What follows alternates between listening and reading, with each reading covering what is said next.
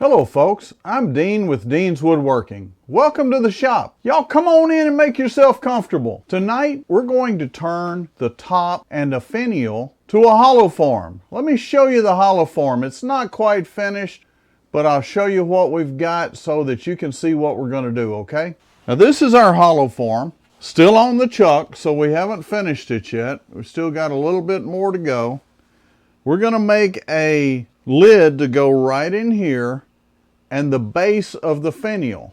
Then we'll make a separate finial to go in the top of that. See, I'm making this out of this black wood here. And if you've bought any black wood, you know you need to make it go as far as you can make it go. So this is the top, a tip top, couple inches of the top of a clarinet cone. You know, those who don't quite make the grade to be clarinets. And so I bought a couple of those out at SWAT, and we're going to use the top of this one to make a lid to go in here. Okay, so I've got my respirator on because it's bad enough breathing a lot of the woods that grow around here, but you definitely don't want to be inhaling the dust off these exotics, okay? We're going to grab our 3/4 inch, or I guess this is a 1 inch roughing gouge, and go ahead and get this started, and we're going to make it round first. And basically at this point all we're doing is taking the corners off and getting it round.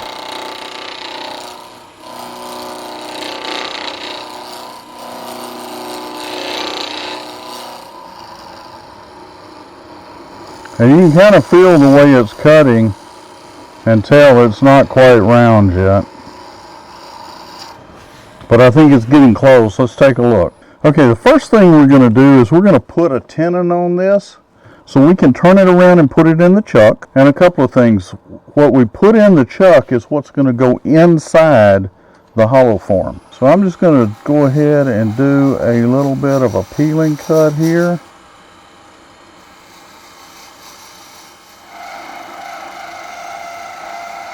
And we will set up our calipers. So we're going to put this to 1.5. I guess being off a 1/2 thousandth is not all that big a deal. Okay, and that way we've got it locked in, so I can kind of tell where I'm at there.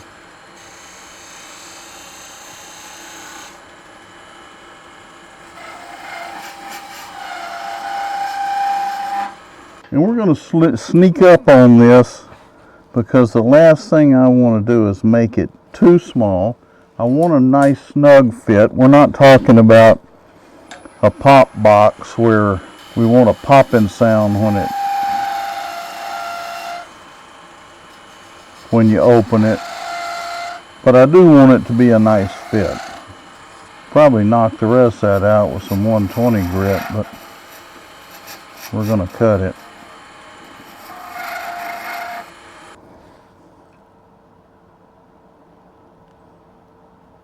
So that is exactly where we want that. Now what we're going to do, before we take this off and try to see if it'll fit in the top of that, we're going to undercut this just a little bit here.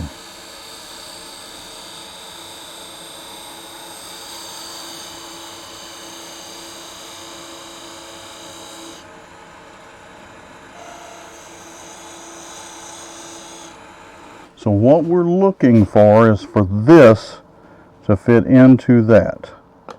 Okay, now that we know that that fits into the hollow form, we're going to come in and chamfer this off right here. Just a little bit, because that's what's going to be going into the hollow form.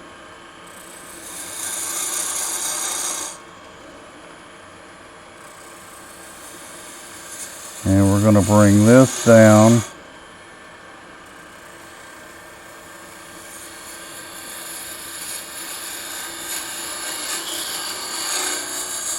Okay, we'll take a couple of small peeling cuts here just to kind of bring this down a little bit.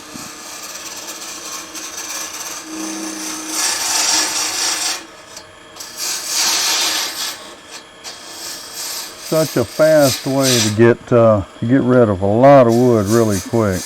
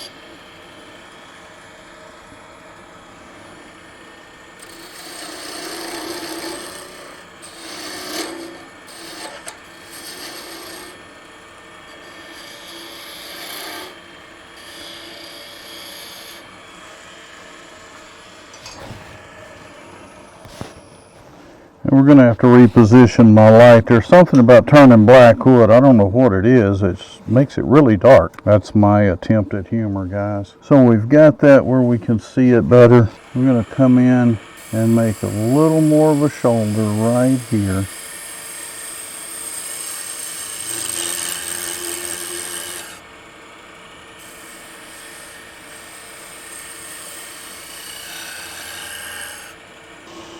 And what I'm doing is just undercutting that just a little bit. Hopefully that's easy enough to see.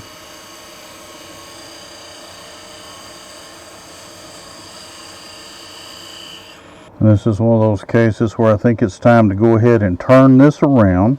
Let's put it in the chuck.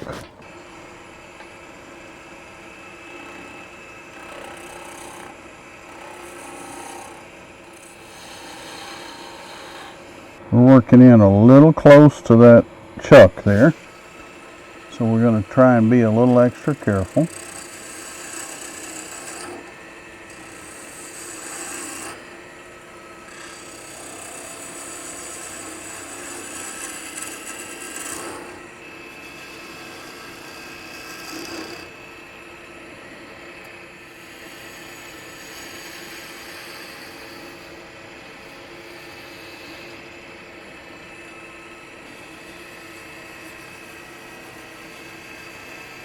Making super light cuts, guys. Using just the end of this 3/8 spindle gouge. Give you guys a little closer look at that.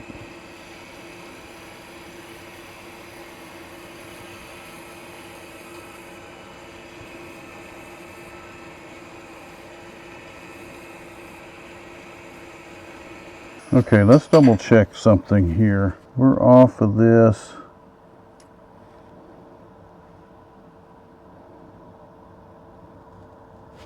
We're just past 1.5 inches. Really, you could call it 1.5 inches, and we're going to come in and cup that. So by the time we do that, we'll be at 1.5 inches. And that's where I wanted to be with that. Again, with something this small, I'm going to make absolutely sure that my cut is coming right into the center. So what I'm going to do here is we're just going to make a little bit of a hollow right there.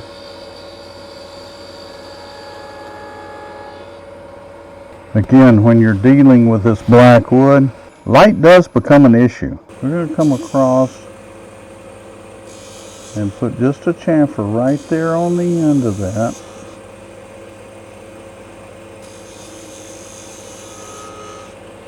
Now we only have one more thing to do with this. We're going to come right in the end and drill a 1/8 inch hole. Some of you may be asking yourselves about right now, why in the world would he drill a 1/8 inch hole in that?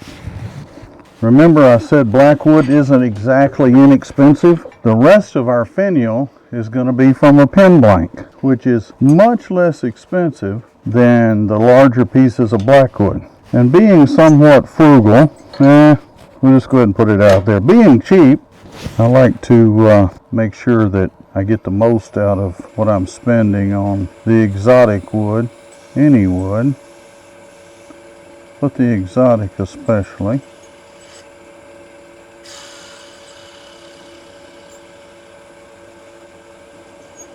And that doesn't need to be that deep. We made sure we have plenty of room there. The other thing, as you put your separate finial in here, you can leave that and not glue it in. That way, if it ever gets broke, you can just make a new one and put it right back in there. This part is done. We'll go ahead and take it out of the chuck and I'll show you what it looks like on the hollow form. Now remember, we'll have a smaller finial coming out of the top of that. But there's what it looks like without finish on it. That is just bare wood. Let's go ahead and turn the part of the finial that goes up here, okay? Okay, folks, we have the pen blank chucked up and we're going to go ahead and turn the top part of the finial. So let's get going, okay? Okay, so what we're going to do here, we're going to cut the end of this off here. We don't want any holes from that live center there, and I took a couple of slices there. Now this particular finial I'm going to do a flame tip on, and I think this is going to be our flame to right about here.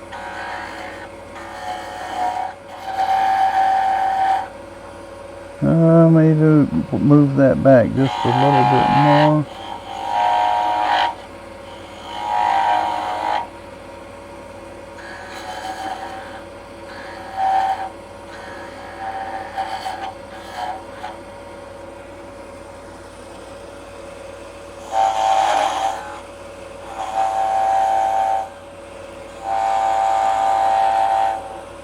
You get a little bit of vibration, so you have to take light cuts. There's another thing that you can do here. Let me kind of smooth this off just a little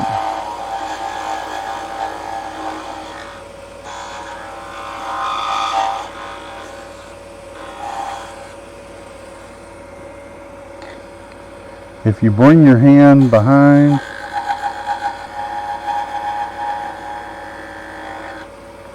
you can kind of offset that a little bit, but when you're turning this fast, you can also blister the heck out of yourself if you're not careful. A lot of folks think when you're doing something like this that you've got to have tiny, tiny little tools. Well, I'm not saying you can't do it with tiny, tiny little tools. But I will make the argument you don't have to have them.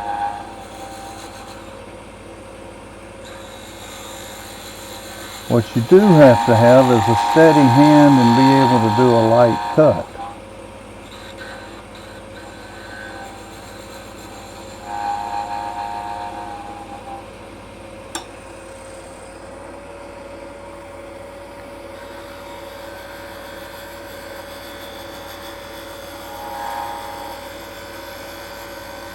And one of the things you'll have to remember too is if you're going to sand these, you need to do it as you go. So we've got our little flame tip there.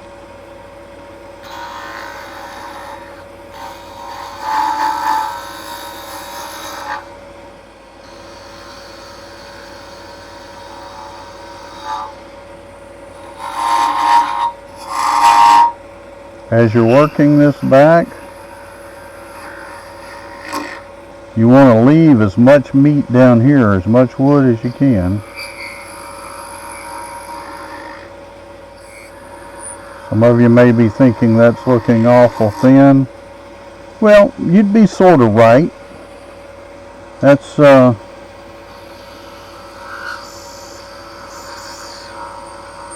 just under 1/8 of an inch right now.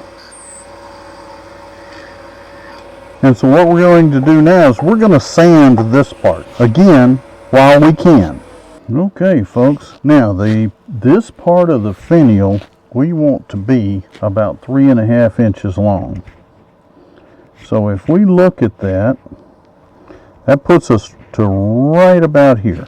So what I'm going to do is we're going to go ahead and make us a mark. We're not going to really part in a lot, but we are going to make a mark. Basically, that's just going to give us something to go by. And let's go ahead and we'll peel that back just a little bit.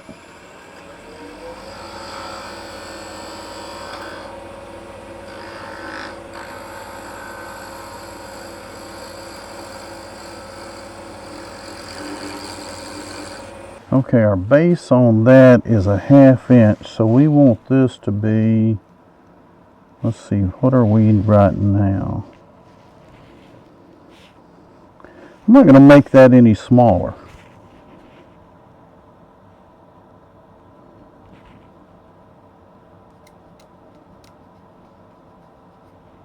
And again, we're just going to make us another mark.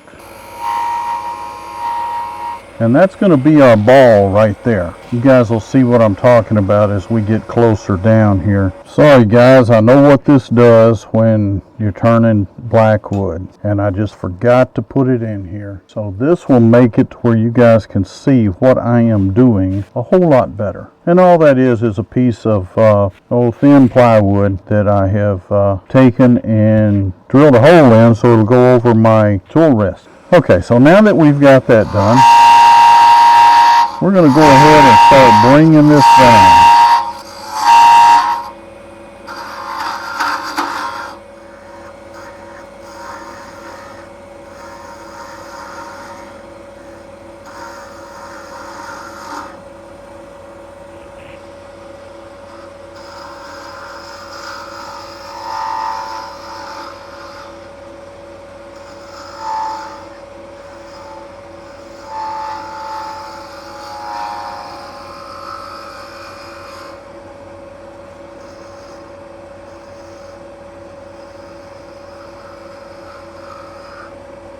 So now we're going to start tapering this down.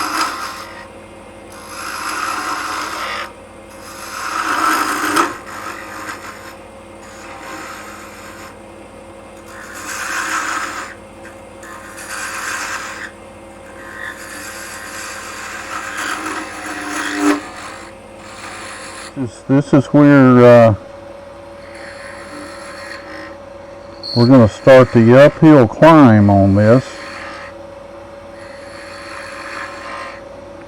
So up to this point we were kind of getting smaller and then we straightened out. Now we're going back to larger again.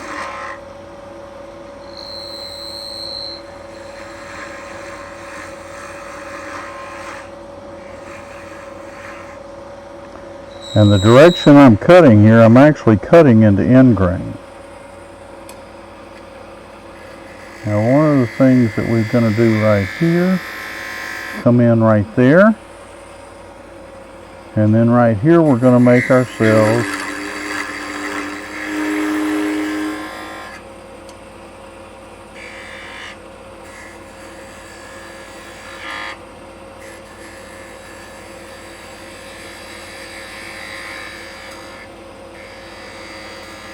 So the reason I went ahead and did that is we need to determine our shape and our size here.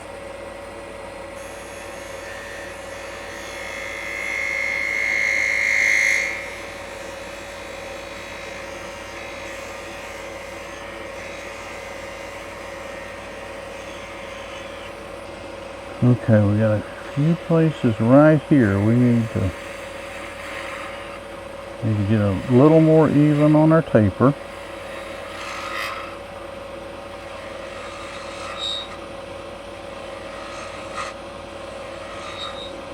There's a lot of people turn finials a lot faster than I do. I'm going to switch over and see if I can't sand this. And again, I think we're going to start out with some 320.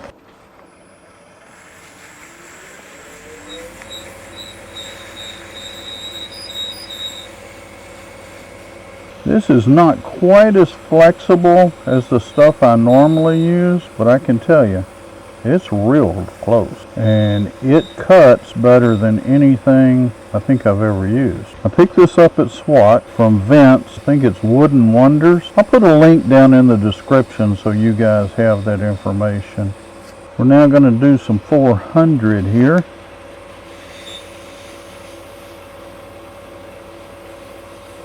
Moving right on up to 600.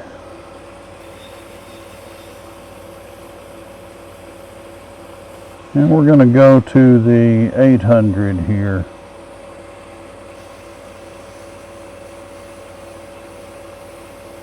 Okay, we're going to hit this with a little shop towel.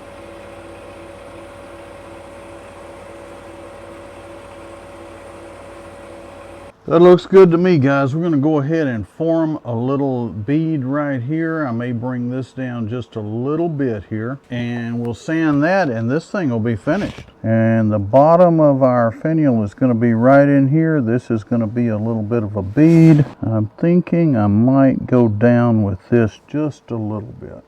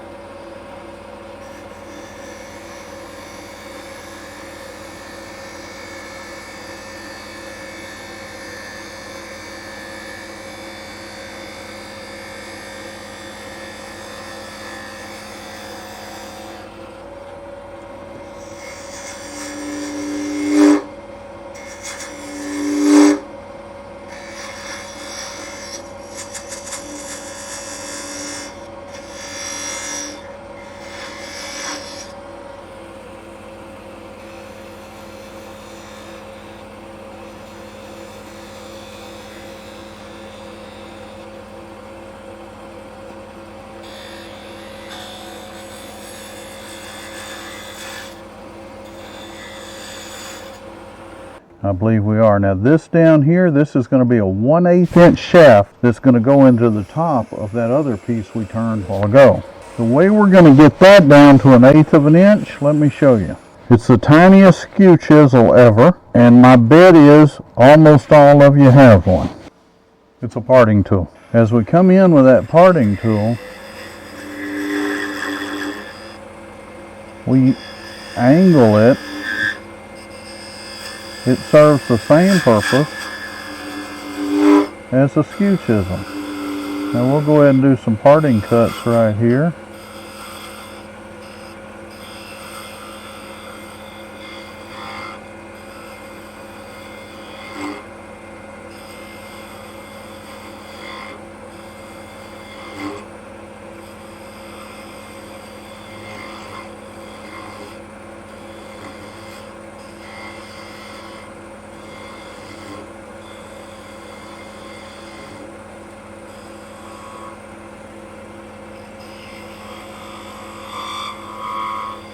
Since I don't trust my super caliper eyeballs, they've been known to be off more than 1/1000th.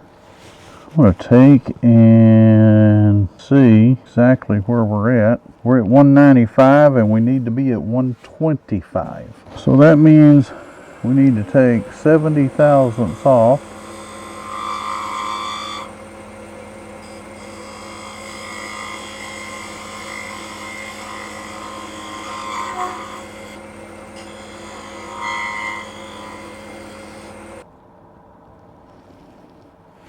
Yeah, 118. We may be just a little bit too small. Okay, with that done, we're calling that finished. So what I'm going to do at this point, we don't need any more sanding. We're going to part this off. Now I'm going to use the extra fine parting tool. I'm just going to come in and part it off right like that. Okay folks, I want to show you how all this fits together. We did the bottom, then we did a separate top. So I just want to show you, we drilled a 1/8 inch hole in here. We left a 1/8 inch tenon, we'll call it, on that. So we'll just put that right together there. And I'm just bringing that in so you guys can see exactly what that looks like. So the fragile part, this right here, slips out and is replaceable, yet it fits together as if it was one piece. And it all sets on the top of that hollow form to look like so.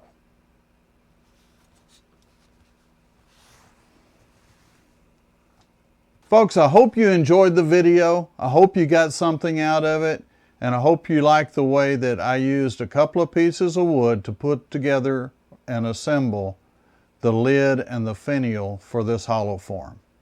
It makes great use of wood. You can imagine how much African blackwood I would have wasted if I'd have started out with a 2-inch blank and turned it down to this. This way, you save a little bit on wood, and also the part here that is most likely to get broken, if it gets broken, you simply pop it out and pop a new one on. Folks, thank you so much for watching. Stay safe, stay healthy, and happy turning.